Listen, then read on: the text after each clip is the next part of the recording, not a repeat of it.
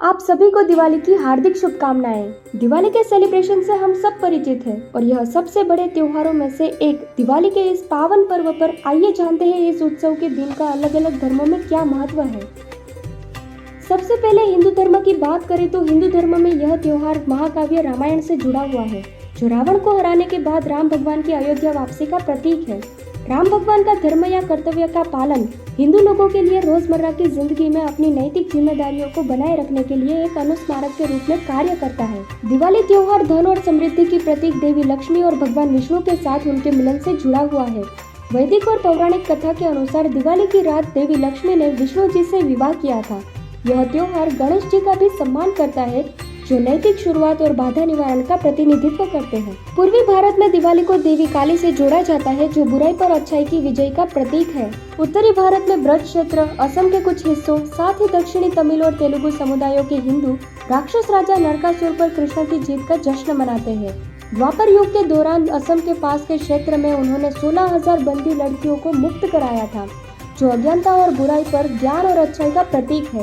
दिवाली से पहले का दिन नरक चतुर्दशी के रूप में मनाया जाता है। यह वह क्षण है जब कृष्ण ने राक्षस को हराया था। दिवाली के दौरान व्यापारी परिवार ज्ञान का प्रतिनिधित्व करने वाले देवी सरस्वती और धन प्रबंधन के प्रतीक कुबेर की पूजा करते हैं। और गुजरात में दिवाली के दूसरे दिन को एक नए साल की शुरुआत का प्रतीक भी माना जाता है। अगर जैन धर्म की बात करें तो जैन परंपरा में दिवाली, जिसे महावीर निर्वाण दिवस के रूप में जाना जाता है, जबकि जैन दिवाली हिंदू दिवाली के साथ कुछ प्रथाओं को साझा करती है, जैसे दीपक जलाना, लक्ष्मी देवी से प्रार्थना करना, पर उनका केंद्रीय फोकस महावीर के प्रति समर्पण रहता है।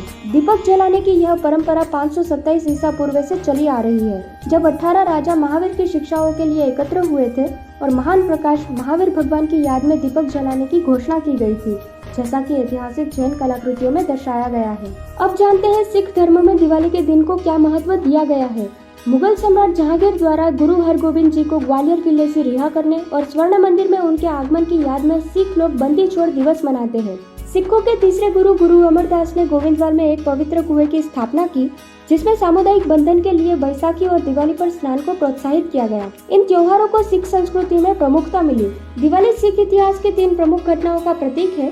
1577 में अमृतसर की स्थापना, गुरु हरगोबिंद जी की रिहाई और 1738 में दिवाली मनाने में विफल रहने के बाद इस्लाम अपनाने से इनकार करने पर भाई मणि सिंह की शहादत। अगर बौद्ध धर्म में दिवाली के दिन का महत्व देखें तो अधिकांश बौद्धों के लिए दिवाली एक महत्वपूर्ण त्योहार नहीं है। हालांकि नेपाल के नेवार लोग, जो वज्रयान बौद्ध धर्म का पालन करते हैं, वह लक्ष्मी देवी की पूजा करके नेपाली घाटियों में नेवार बौद्ध हिंदू दिवाली त्योहार के समान 5 दिवसीय त्योहार मनाते हैं। इस उत्सव को महायान बौद्ध परंपरा की फ्लेक्सिबिलिटी की अभिव्यक्ति के रूप में देखा जाता है, जो सांसारिक बेहतरी के लिए देवी लक्ष्मी और विष्णु जी जैसे देवताओं की पूजा की अनुमति देता है। यह नेपाल में इस बौद्ध समुदाय के भीतर विभिन्न धार्मिक प्रथाओं के सह अस्तित्व को दर्शाता है।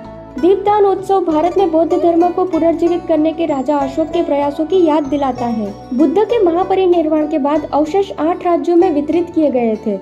राजा अशोक उन्हें पाटलिपुत्र वापस ले आए और बौद्ध धर्म के प्रसार के लिए 64,000 शहरों में विहार, चैत्य और स्तूप का निर्माण करवाया। लेखक राहुल सांकृत्यायन ने 84,000 स्थलों के निर्माण का उनके लेखों में उल्लेख किया है।